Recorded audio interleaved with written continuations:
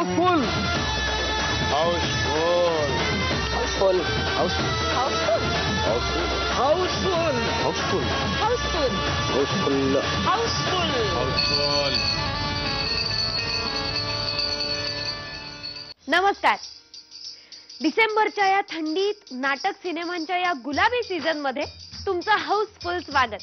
जागतिक थिएटरची ओळख, भारतीय रंगभूमीचा सखोल अभ्यास, संहिता, दिग्दर्शन, प्रकाश योजना, नेपथ्य, रंगभूषा, वेशभूषा, संगीत, नृत्य, थिएटरच्या या प्रत्येक आयुधांची शास्त्रशुद्ध ओळख हजारो विद्यार्थ्यांना करून देणारे, आपल्या नाटकांद्वारे रंगभूमीला नवीन परिभाषा देणारे जयदेव सर म्हणजेच जयदेव हट्टंगडी यांचा 4था स्मृतिदिन आविष्कार तर्फे नुकताच संपन्न झाला.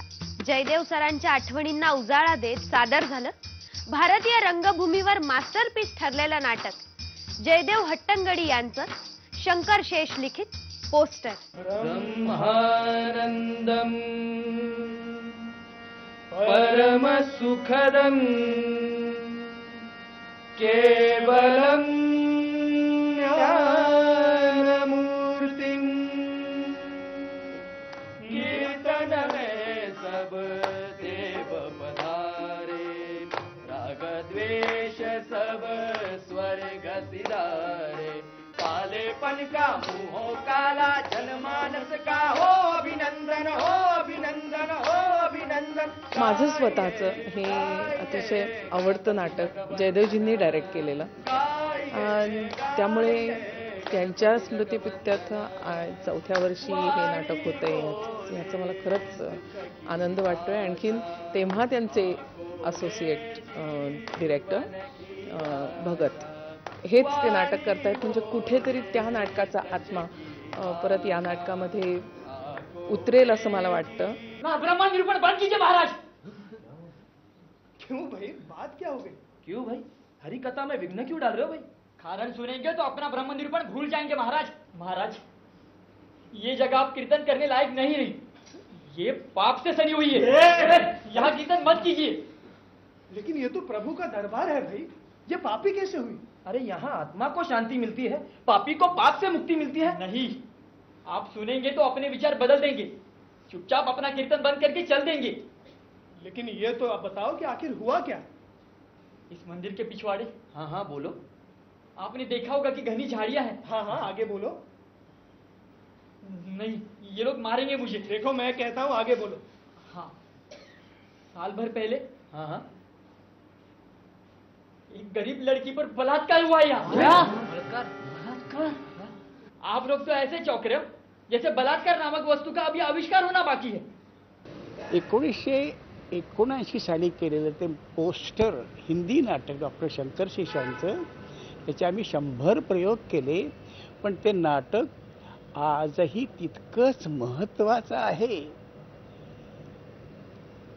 शोषित आणि शोषणकर्ता काळ बदलला, पण आज ते अजूनही आहेत. त्यांना आम्ही म्हणतो आम आदमी, आणि त्यांची पिळवणूक करणारे आजही आहेत. गोड गोड बोलून त्यांची पिळवणूक करणारे आजही आदमीचे म्हणून आजही नाटक तितकंच महत्त्वाचं आहे. काम करो भाई, देश का ऊंचा, गांव का ऊंचा.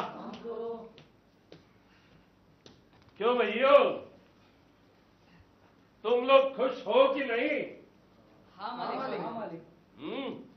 किसी को कोई शिकायत नहीं? सबको बराबर रोटी मिल रही है? तो कहो, हम सब सुखी हैं. हम सब सुखी हैं. हम सब खुश हैं. हम सब खुश हैं. हमें कोई शिकायत नहीं. हमें कोई शिकायत नहीं.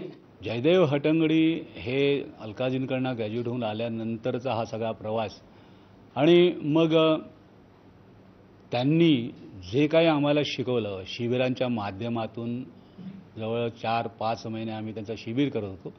शिबिराच्या माध्यमातून मग त्यांनी शंकर शेषांचं नाटक काय आहे आणि त्यांना काय सांगायचं आहे, काय मांडायचं आहे याचा आम्हाला एक पडताळा सांगितला, आणि मग आम्ही ॲज एक मजदूर या कलाकाराच्या प्रोसेसमध्ये उभे राहिलो. आता कामगार फार अल्पसा उरलेला असताना असं नाटक पुन्हा एकदा करायचं तर म्हटलं नाही, करायला हवं, कारण जो उर्वरित असंघटित कामगार आहे त्यांच्यासाठी हे नाटक आत्ता करणं फार गरजेचं आहे. ये क्या उठा लाई? मैं क्या जानू, वहाँ शहर में पड़ा था सो उठा लाई. अच्छा है ना? अच्छा है, अच्छा है. मेरे भाई, मगर इसमें लिखा क्या है? हम का जाने, वहाँ सड़क पर पड़ा था तो उठा लाई. को तो फेंक दूँ.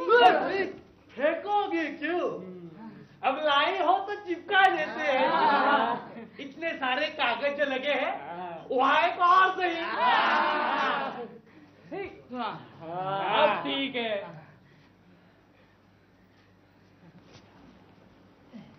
किसने चिपकाया ये पोस्टर? मैं पूछता हूं, ये खतरनाक निशानी वाला पोस्टर किसने चिपकाया? किस साले की हिम्मत हो गई? बताओ.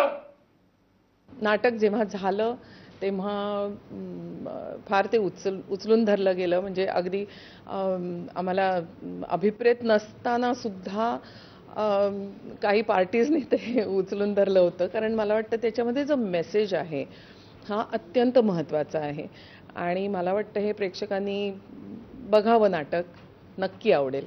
इस साइलेंस को पटेल ने समझ लिया साइलेंट रेजिस्टेंट. उसे लगा मजदूर अपनी मांग पर अड़े हुए हैं. आखिर हर कोशिश करने के बाद भी जब कोई कुछ नहीं बोला तब पटेल की भाषा नरम पड़ी.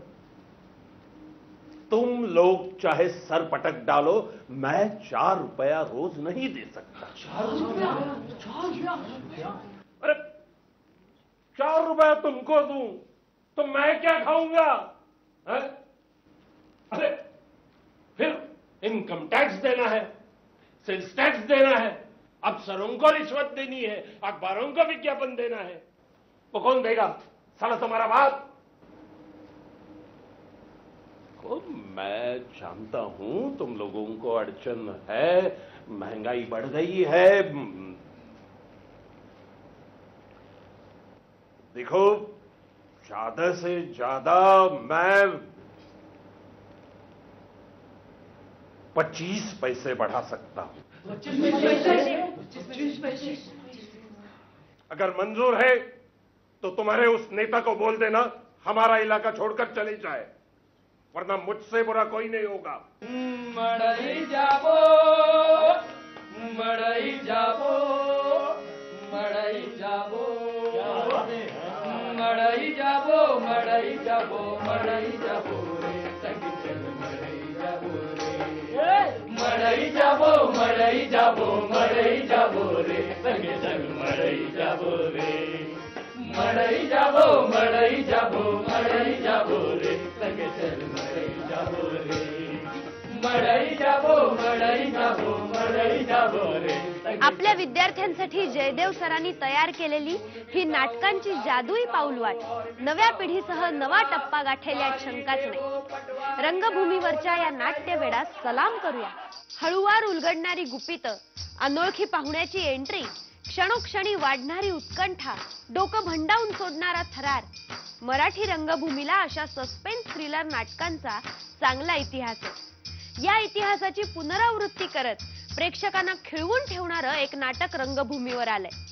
ऋग्वेद सादर करीत आहे अशोक समेल लिखित दिग्दर्शित अनोळखी पाहुणा.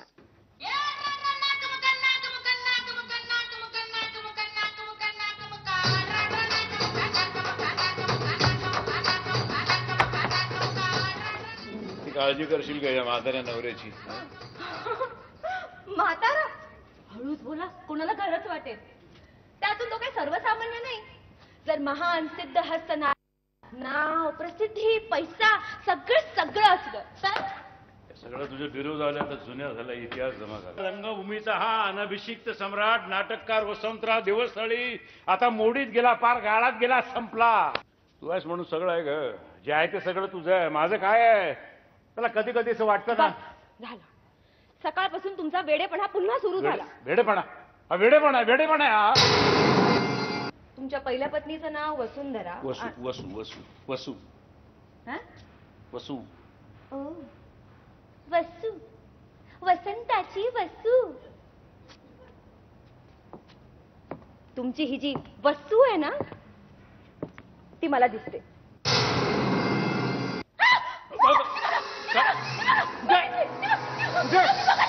अरे पार्वती, पार्वती चित्रपट, सिरियल्स या ग्लॅमरस पण निर्जीव माध्यमांनंतर नेहा पेंडसे सध्या नाटक हे जिवंत माध्यम अनुभवते. रमेश भाटकर यांचा अनुभव, नेहा पेंडसेची अदा आणि संग्राम समेळचा प्रामाणिक प्रयत्न अनोळखी पाहुणा समर्थपणे रसिकांपर्यंत पोहोचवतोय. हा दिवा मालवू की तो दिवा मालवू, हा दिवा मालवू की तो दिवा मालवू. रक्त गोठून गेलंय, वेदना बधीर झाल्या, सगळ्या संवेदना नष्ट झाल्या आहेत. आता या अंधारा काळोखाच्या गर्भात प्रवेश करायचा म्हणजे माझ्या हातामध्ये ना अल्लाद्दीनच्या जादूची देवाची मशाल, ना मेरे आका बोल मेरे मालिक करत ताव फोडत मदतीसाठी धावणारा राक्षस. माझ्यातला राक्षस मी. एक ते सस्पेन्स थ्रिलर आहे, पण नुसतंच असं आता काय ढ्याव ढ्याव वगैरे असं काही नाही. याच्यामध्ये अनेक शेड्स आहेत. म्हणजे मी भूमिका करण्याच्या मागचं कारण असं की मी खूप सस्पेन्स थ्रिलर्स वगैरे अशी केलेली आहेत. याच्यामध्ये भावनिक शेड्स पण असलेली ती भूमिका आहे माझी. मी जी भूमिका साकार करतोय ती पात्र 3च पात्र आहे, पण नाटक 3 पात्री जरी असलं तरी सुद्धा पकडून घेणारं नाटक असं आहे.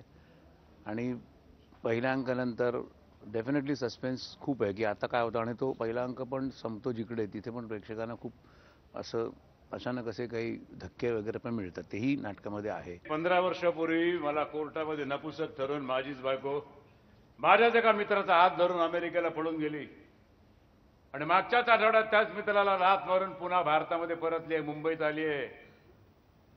तिने मला काल फोन केला होता.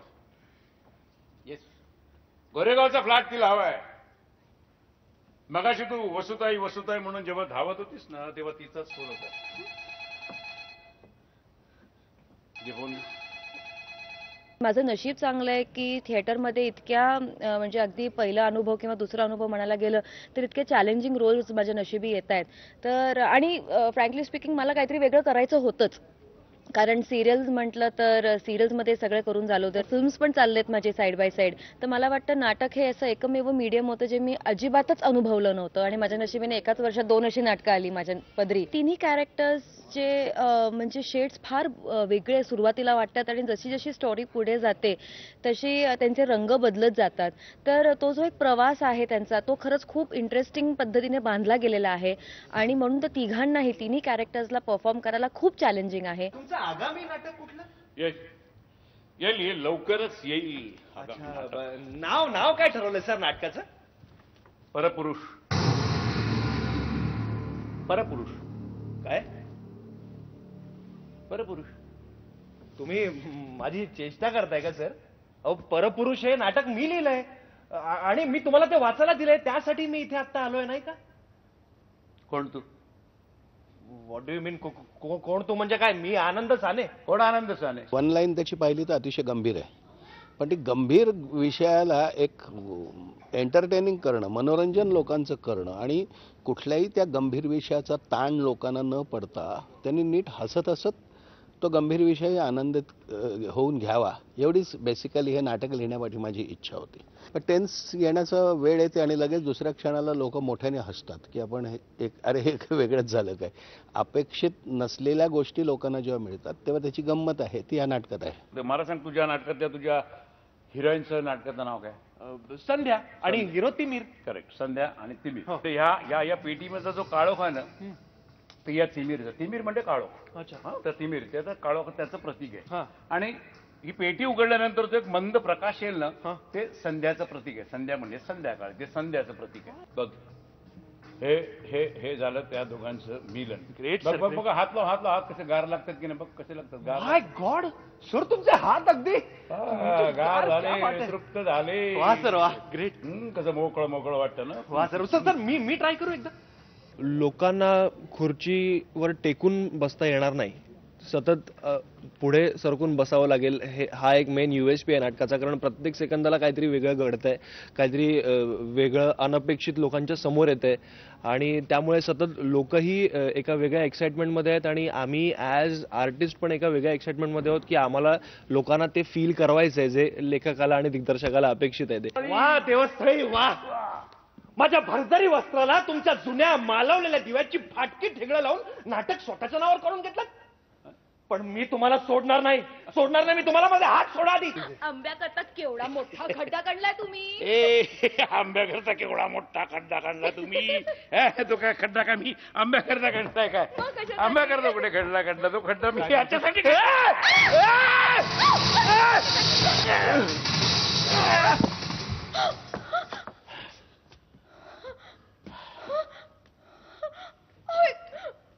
काय केलं तुम्ही? शेवटपर्यंत हे धरून ठेवतं नाटक, तुम्हाला खिळवून ठेवतं. लोकांना नाटक आवडेल अशी मला खात्री आहे. माझी ही कळकळून विनंती आहे की लोकांनी याला प्रतिसाद द्यावा. प्लीज प्लीज प्लीज हे नाटक नक्कीच तुम्ही बघायला या.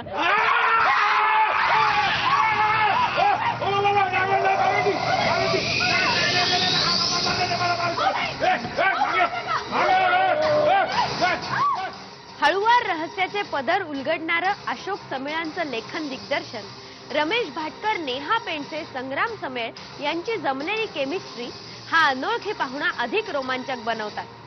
अशा या पाहुण्याला अवश्य भेट द्या. ज्योती सुभाष, मोहन जोशी, शरद पोंक्षे, प्रतीक्षा लोणकर, मृण्मयी देशपांडे, नेहा गद्रे, चिन्मय मांडलेकर, सुशांत शेलार, ऐश्वर्या तुपे अशा तगड्या स्टारकासह कांचन अधिकारी यांच्या लेखन दिग्दर्शनात सजलेला मानसी मूव्हीज आणि SL व्हिजन यांचा मोकळा श्वास रुपेरी पडद्यावर सज्ज झालाय. स्त्री भ्रूण हत्येवर भाष्य करत प्रत्येक मुलीला जगण्याचा नवा श्वास देऊ पाहणारा मोकळा श्वास प्रेक्षकांच्या हाऊसफुल प्रतिसादात सिल्वर स्क्रीनवर गाजतोय. एक हिरव हिरव स्वप्न डोळ्यात रुजलं, स्वप्न 7 पावलांचं दारी येऊन बसलं. एक हिरव हिरव स्वप्न डोळ्यात रुजलं, स्वप्न 7 पावलांचं दारी येऊन बसलं. आला गुलाब केवडा जाई जुईचा हा मास, जाई जुईचा हा मास.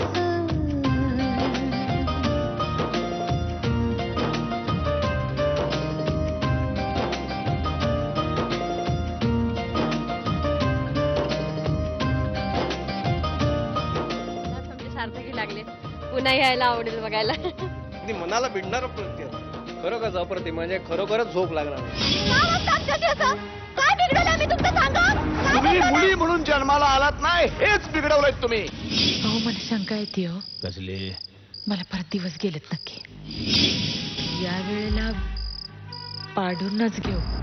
का डोकं फिरलंय का तुझं? मुलगा असला म्हणजे खूप जवळचा आड लागला. खूप छान, सुपर. तुला म्हटलं होतं ना मी, तू ऑपरेशन करून घे म्हणून.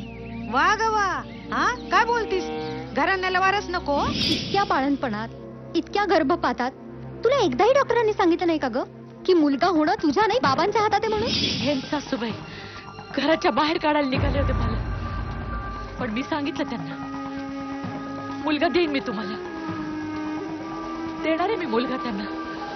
जगताप घराण्याला कुलदीपक देणारच आहे. कशी दैवाची करणी, कसा नशिबाचा घोर, कशी दैवाची करणी, कसा नशिबाचा घोर. अप्रतिम आणि सुंदर सिनेमा साहेब. Very nice movie. बऱ्याच दिवसांनी चांगला पिक्चर बघायला मिळाला. आता आतुनिया दार कुठे घेऊन जाई. स्त्रीभ्रूण हत्या हा खरंच म्हणजे ही कन्सेप्टच कांचनताईंनी खूप छान घेतलेली आहे. त्यामुळे या चित्रपटाचा अनुभव घेण्यासाठी सगळ्यांनी कृपया थिएटरमध्येच जाऊन हा चित्रपट पहा. आपल्या मुलीचा जगण्याचा अधिकार हिरावू नका. स्त्री भ्रूण हत्या थांबवा असा संदेश देत मोठ्या पडद्यावर साकारलेल्या या प्रामाणिक प्रयत्नांना गरज आहे ती तुमच्या प्रतिसादाची. तेव्हा स्त्री भ्रूण हत्ये विरोधातला हा जागर रंगू देत तुमच्या हाऊसफुल प्रतिसादात. तेव्हा पाहायला विसरू नका मोकळा श्वास. आता वेळ आहे निरोपाची. भेटूया हाऊसफुलच्या पुढच्या भागात. तोपर्यंत हाऊसफुल बाय बाय. म्हणजे मलाही कळेना कशी लागली ही ठेच. होते घायाळ मनात त्याला आठवून मीच.